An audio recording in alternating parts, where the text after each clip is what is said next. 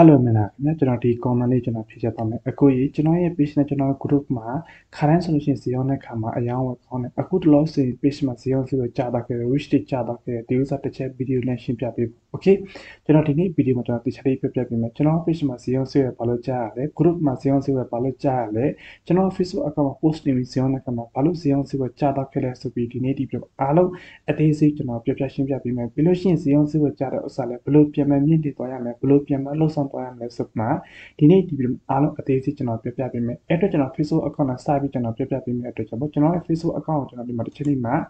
professional move on လုပ်ပြီးထားရပါမယ် professional move on လုပ်ထားပြီးဆိုလို့ရှိရင်ကျွန်တော်ဒီ home ကိုတစ်ချက်လေးမယ်ဒါကြတော့ဖုန်းနဲ့လုပ်တော့ရတယ် desktop နဲ့လုပ်တော့ရတာပေါ့နော်ပြီးလို့ရှိရင်ကျွန်တော်ဒီဘက်မှာတစ်ချက်လိုက်ဆိုဒီမှာ professional dashboard ဆိုရှိရတကယ်လို့ကျွန်တော်တို့ဒီနာမှာ professional dashboard ပေါ်မလာလို့ဆိုရင်ကျွန်တော်ဒီ C mode တစ်ချက်နေသွားမယ်ဆိုရင်ကျွန်တော်ဒီအောင်းနာလေးမှာရှိတဲ့ကျွန်တော်စဒီအပေါ်မှာပဲရှိတယ်ကျွန်တော်ဒီကိုစတော့တစ်ချက်နေပြီးသွားမယ်နေတော့ပြီးဆိုရင်ကျွန်တော်ဒီပုံနဲ့ပြမယ်ဒါကြတော့ပြီးခဲ့တဲ့28ရက်ဒီဥစ္စာပြတယ်ဖြစ်ပါတယ်ကျွန်တော်ရဲ့ Facebook account မှာ video တစ်ပုတ်ပဲတင်ထားတယ်ကျွန်တော် registration မှာနဲတယ်ပေါ့နော်အဓိကကျွန်တော်သွားချင်တယ်နဲ့အောက်ဆင်းသွားပြီးဆိုကျွန်တော်ဒီမှာ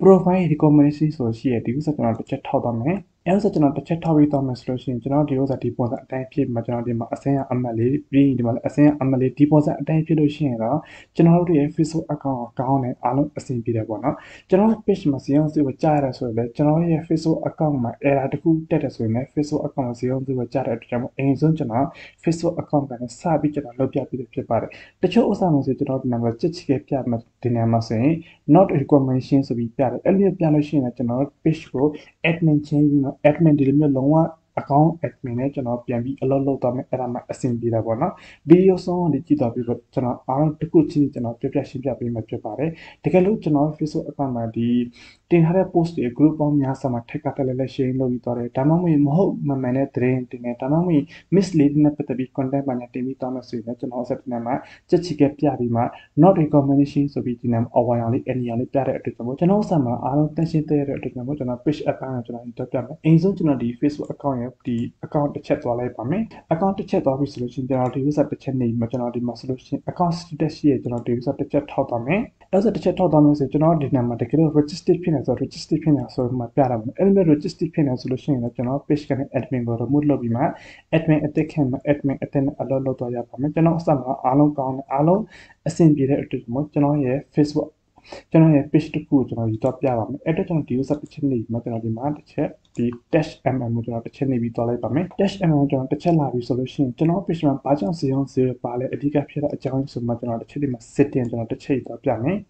setting တစ်ချက်သွားပြီးဆိုကျွန်တော် new page experience တစ်ချက်သွားမယ်ပြီးလို့ရှိရင်ကျွန်တော်ဒီမှာဆို page recommendation ဆိုဥစ္စာရှိကျွန်တော်ဒီစတစ်ချက်ထောက်ပြပေးပါမယ် page not recommendation တစ်ချက်နေပြီးသွားမယ်ဆိုကျွန်တော်ဒီပုံစံပေါ်လာခဲ့မယ်ဒီမှာဆိုအစင်းအောင်ပြမယ်ဒီမှာလည်းအစင်းအောင်ပြမှာ page has no violation ဆိုလို့ရှိရင်တော့ကျွန်တော် page မှာဘာ issue မှလည်းမရှိဘူးဒီ page ရဲ့ admin မှာလည်းဘာ issue မှမရှိဘူးပြီးလို့ရှိရင်ဒီ page မှာလည်းဘာ issue မှမရှိဘူးဒီပုံစံအတိုင်းပြတာဆိုလို့ရှိရင်တော့ကျွန်တော် page မှာ post တင်တဲ့ video တင်တဲ့ content တင်တဲ့ဆိုရင် boost လုပ်ရမလို့ပဲねကျွန်တော် content လူအများကြီး automatic ရောက်တော့ခဲ့တယ်သူများရဲ့ Facebook wall မှာ automatic ရောက်တော့ခဲ့တဲ့အတွက်ကျွန်တော် boost လုပ်ရမလို့ပဲအားလုံးအဆင်ပြေမယ်တကယ်လို့ကျွန်တော် page က error တစ်ခုတက်တယ်ဆိုရင်တော့ကျွန်တော် page ကဘာကြောင့် error တက်တယ်အဲ့ဒီ error fix လုပ်ပြီးတော့မယ်ဒီပုံစံအတိုင်းအစင်းရဖြစ်သွားခဲ့ပြီဆိုရင်တော့ကျွန်တော် page မှာတင်လိုက်တဲ့ content က boost လုပ်ရမလို့ပဲね automatic လူအများကြီးရောက်ပြီးတော့တဲ့အတွက်ကျွန်တော်တင်လိုက်တဲ့ content အယောင်းဝယ်ပါများအားလုံးအဆင်ပြေပြီးတော့တယ်တချို့ကိစ္စမှာဆိုလို့ရှိရင်ကျွန်တော်ဒီ Facebook account ကနေကျွန်တော် misleading လုပ်ရတဲ့ဒီ sharing post ပါများလုပ်ပြီးတော့တဲ့ဆိုရင်ကျွန်တော်ဒီ page admin မှာကျွန်တော်ဒီ not recommendation ပြလို့ရှိရင်ကျွန်တော် page လေးထိခိုက်နိုင်တဲ့အတွက်ကျွန်တော် page မှာအလုပ်လုပ်တဲ့ဆိုလို့ရှိရင် page မှာရှိတဲ့ admin တွေအားလုံးလည်းတန်ရှင်းတရရမယ် register ပါနေရှိလို့ရှိရင်မရဘူးတန်ရှင်းတရရမယ် page ကလည်းဒီပုံစံအတိုင်းတန်ရှင်းတရရမယ်ပြီးလို့ရှိရင်ကျွန်တော်ရဲ့ page quality ကလည်းဒီပုံစံအတိုင်းအစင်းအောင်ပြပြီးမှတန်ရှင်းတရက်ပြီးတော့မှဆိုရင်တော့ကျွန်တော် page မှာ content တွေဘယ်လောက်ပဲတင်နေလူအများကြီးရောက်မှဇီအောင်စေရပါနဲ့အားလုံးအဆင်ပြေတော့မယ်တကယ်လို့ကျွန်တော် page quality မှာအနီရောင်ဖြစ်တဲ့အဝါဖြစ်တဲ့ဒါမှမဟုတ် report ထိမှ issue တစ်ခုလာတာဆိုရင်တော့အဲ့ဒီ issue ကိုအိမ်ဆုံးတခြား system နဲ့ fix လုပ်ပြီးတော့ရပါမယ်ဘယ်လို fix လုပ်ပြီးတော့ရမလဲဆိုရင်ကျွန်တော်ရဲ့ channel ကျွန်တော် page မှာ video အများကြီးတင်ထားပြီးတယ်တကယ်လို့ page quality အနီရောင်ဖြစ်နေတဲ့ strike ထိတဲ့ rule on spam ဖြစ်တဲ့အခြားသော issue ဖြစ်တာဆိုရင်လည်းကျွန်တော်ရဲ့ page channel မှာ video အမြောက်အများဆိုကျွန်တော်တင်ထားပြီးတဲ့ episode တစ်ချက်တော့ကြည့်မှာကိုယ်တိုင် fix လုပ်ပြီးတော့လို့ရတယ်တကယ်လို့ကိုယ်တိုင် fix လုပ်ဖို့မတက်ဘူးဆိုရင်ကျွန်တော်တို့ service production နဲ့ကျွန်တော်အစားအဆုံးလုပ်ပေးတယ် page နဲ့ပတ်သက်ပြီးရှောင်းရမ်းစနဲ့ပတ်သက်မှအားလုံးကျွန်တော်ပြပြရှင်းပြပေးပါ ပါတယ်။ Okay ဒီ setting နဲ့ပတ်သက်ပြီးနားလည်သဘောပေါက်ပြီဆိုလို့ရှိရင်တော့ကျွန်တော်အခြားအပိုင်းတစ်ခုကျွန်တော်တက်ပြမယ်။ user နဲ့ပတ်သက်ပြီးနားလည်သဘောပေါက်ပြီပြီးလို့ရှိရင် page admin နဲ့ပတ်သက်ပြီးမှလည်းဒီဘာ issue မှမရှိဘူးဆိုမှအကြောင်းနဲ့ပတ်သက်ကျွန်တော်ပြပြရှင်းပြပြီဆိုလို့ရှိရင်ကျွန်တော်ဒီ add quality ကျွန်တော်တစ်ချက်သွားရပါကျွန်တော်ဒီ add quality တစ်ချက်နေတော့မယ်ဆိုကျွန်တော်ဒီနာလာမယ်ဒီနာလာလို့ရှိလို့ရှိရင်ဒီမှာဘာ issue မှလည်းမရှိဘူးပြီးလို့ရှိရင်ကျွန်တော်ဒီမှာဆိုမြင်အောင်ပြီးလို့ရှိရင် no ADS rejected ဆိုရင်ကျွန်တော် ADS တဲ့ rejected မဖြစ်တော့တကယ်လို့ ADS rejected ဖြစ်တာဆိုရင်လည်းကျွန်တော် page မှာဒီအလုပ်လုပ်ပြီးသွားတဲ့ဆိုလို့ရှိရင်တော့သူဆက်ဆက်မှုသွားတဲ့အတွက်ကျွန်တော် page မှာ recommendation ကျတော့ခဲ့တဲ့တင်တဲ့ content တွေမှာ reach ပဲကျပြီးအယောင်းဝယ်ပါနေပါတော့ခဲ့တဲ့အတွက်ကျွန်တော် page ကလည်းတန်ရှင်းတည့်ရမယ်ဒီ Facebook account မှာလည်း registered ပါညာဖြစ်လို့မရဘူးပြီးလို့ရှိရင် admin ရဲ့ add account မှာလည်း registered ပါညာဖြစ်လို့မရဘူးပုံမှန်လေးဒီပေါ်မှာအတိုင်းတခြားလေး right ဖြစ်တယ်ဆိုလို့ရှိရင်တော့ကျွန်တော် page မှာတင်တဲ့ content က automatic ရောင်းအောင်တက်တဲ့ page မှာပုံမှန်လေးအလုပ်လုပ်ပြီးသွားမယ်ပုံမှန်လေး content တင်ပြီးသွားမယ်ဆိုရင် page က boost လုပ်ရမလို့ပဲ automatic ရောင်းအောင်တက်လာမယ်ဒီနေ့1000ဘိုးရောင်းရတယ်ဆိုမနေ့ပြန်2000ဘိုးရောင်းရမယ်တစ်ပတ်က3000ဘိုးရောင်းရမယ်ကိုကအများနဲ့စူးစမ်းပြီးသွားမယ် page ရဲ့ rule နဲ့လိုက်နိုင်ပြီးသွားမယ်ဆိုရင်ကျွန်တော်စာ boost လုပ်ရမလို့ပဲနဲ့100မှာ 100% စီးအောင်ဆိုပြီးကောင်းပါတယ်ဒီဥစ္စာတွေဘာကြောင့်အညာဖြစ်လဲဆိုဒါကျွန်တော် page ဖြစ်ပါတယ် page မှာဆိုကျွန်တော် service ပေးပြီးထားတာဥစ္စာအများကြီးရှိတော့ကျွန်တော်ဒီမှာ add အပိုင်းနဲ့ပတ်သက်ပြီးကျွန်တော် service ယူတဲ့အတွက်ကျွန်တော်ဒီမှာစီ permanent reach ဖြစ်တဲ့ဥစ္စာတွေ yo-yo reach ဖြစ်တဲ့ဥစ္စာအများကြီးရှိတဲ့ဒီဥစ္စာကျွန်တော် fix လုပ်ပြီးသွားနေရပါတော့ဒါပေမဲ့ဒီအခုချစ်ချင်းတော့မရတော့အချိန်နည်းနည်းတော့စောင့်ပြရတာပေါ့နော် Okay ဒီဥစ္စာနဲ့ပတ်သက်ပြီးနားလည်သဘောပေါက်ရဆိုအားလုံးနားလည်သဘောပေါက်မယ်ညီမကျွန်တော်တို့ရဲ့ page ကဘာကြောင့်စီအောင်စုရပါနေတယ်ကျွန်တော်တို့ရဲ့ group ကဘာကြောင့်စီအောင်စုရပါနေဆိုပြီးအားလုံးနားလည်သဘောပေါက်ပြီးနေမှာဒီဥစ္စာနဲ့ပတ်သက်ပြောပြီးဆိုကျွန်တော် group ကိုကျွန်တော်တစ်ချက်တော့ပြပါမယ်ကျွန်တော်ဒီမှာ group ကိုတစ်ချက်လာလိုက်ပြီဆိုရင်ကျွန်တော်တင်တဲ့ group မှာကျွန်တော်ဒီ group ကထောင်ထားတာတော့မကြဘူးအခုမှထောင်ထားတယ်ပြီးလို့ရှိရင်ကျွန်တော်ဒီ group ရဲ့ quality ကျွန်တော်တစ်ချက်တော့ကျွန်တော်နည်း option တော့မလို့ group quality တစ်ချက်တော့မယ်ကျွန်တော်ရဲ့ group ကိုလည်းကျွန်တော်အားလုံးအစိမ်းအဖြစ်နေတချို့ရှိတဲ့ group မှာ post တင်ပြီးတော့တဲ့ခါမှာဒီအခက်မတင်ပဲမသိနာမလဲပဲဒီမှာဆို violate ဖြစ်ပြီးမှပြီး group ကိုလည်းဒီအနီးဖြစ်တော့ခဲ့အဝါဖြစ်တော့ခဲ့တဲ့ဆိုရင် group မှာ post ပဲ blog ပဲတင်စီအောင်ကြည့်ပဲမကောင်းပဲနဲ့အယောင်းဝယ်မှာကြာတော့ခဲ့တယ်ဒီအနီးအဝါဖြစ်တဲ့အချိန်မှာဆက်လက်ပြီးမသိပဲ post တင်မှာဆက်လက်ပြီးအမှားလုပ်တဲ့ဆိုရင်အခက်မတင်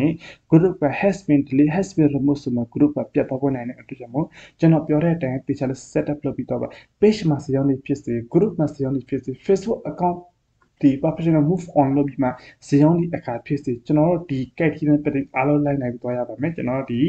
page မှာဖြစ်စေ group မှာဖြစ်စေ account မှာဖြစ်စေကျွန်တော် valid ဖြစ်တဲ့ content နဲ့ပတ်သက်ပြီးတင်လို့မရဘူး misleading ဖြစ်တဲ့ ဥစ္စာ content တင်လို့မရဘူးတူတယောက်ရိုက်နေတဲ့ဥစ္စာနဲ့ပတ်သက်ပြီး Twitter တင်နဲ့ပတ်သက်ပြီးတူတယောက်ညင်ပန်းနေစတဲ့ဥစ္စာနဲ့ပတ်သက်ပြီးတူတယောက်ပုတ်ခတ်တဲ့စကားလုံးနဲ့ပတ်သက်ပြီးကျွန်တော်တင်လို့မရဘူးနောက်တစ်ခုကျတော့ကျွန်တော် page မှာဖြစ်စေ account မှာဖြစ်စေ group မှာဖြစ်စေ video တင်တဲ့အခါမှာ video ရဲ့အထက်မှာပါတဲ့ဥစ္စာတစ်ခုပြီးလို့ရှိရင်ကျွန်တော်အပေါ်မှာတက်မင်းပုံထည့်တာတစ်ခုဆိုလို့ရှိရင်ကျွန်တော်အဆင်မပြေပါဘူးအဲ့လိုမျိုးတော့ clickbait ဖြစ်တဲ့အတွက်ကျွန်တော် page မှာ role on spam account မှာ role on spam ဒီ group မှာ role on spam ဆိုပြီးလာတဲ့အတွက်ကျွန်တော် issue လေးထိပါတယ်ပြီးလို့ရှိရင်ကျွန်တော် group မှာတင်လိုက်တဲ့ video မှာဘာရှိတယ်အဲ့ဒီအတိုင်းကျွန်တော်ဒီမှာခေါင်းစဉ် description ရေးပြီးသားမှာအဲ့ဒီ right ဖြစ်တဲ့အတွက်ကျွန်တော် page က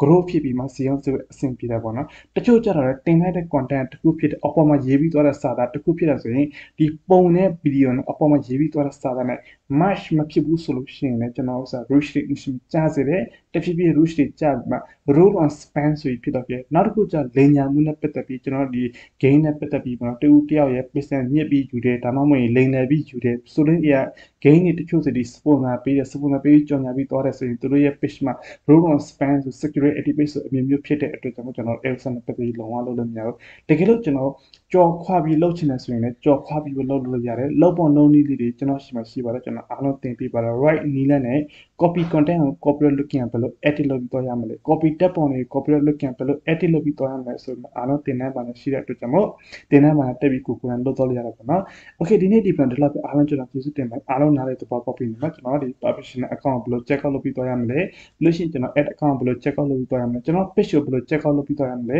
ကျွန်တော်ရဲ့ group တွေဘယ်လို check out လုပ်ပြီးတော့မလဲဆိုတော့ဒီ criteria နဲ့ပြည့်စုံတယ်ဆိုလို့ရှိရင်ကျွန်တော် page က account က group က boost လုပ်ရမလို့နဲ့ဇီအောင်ဆိုပဲအားလုံးအဆင်ပြေတယ် group ဖြစ်ပြီးတော့တယ်ပေါ့နော်အားလုံးနားလည်သဘောပေါက်မယ်နေမှာအားလုံးကျွန်တော်ကျေးဇူးတင်ပါတယ်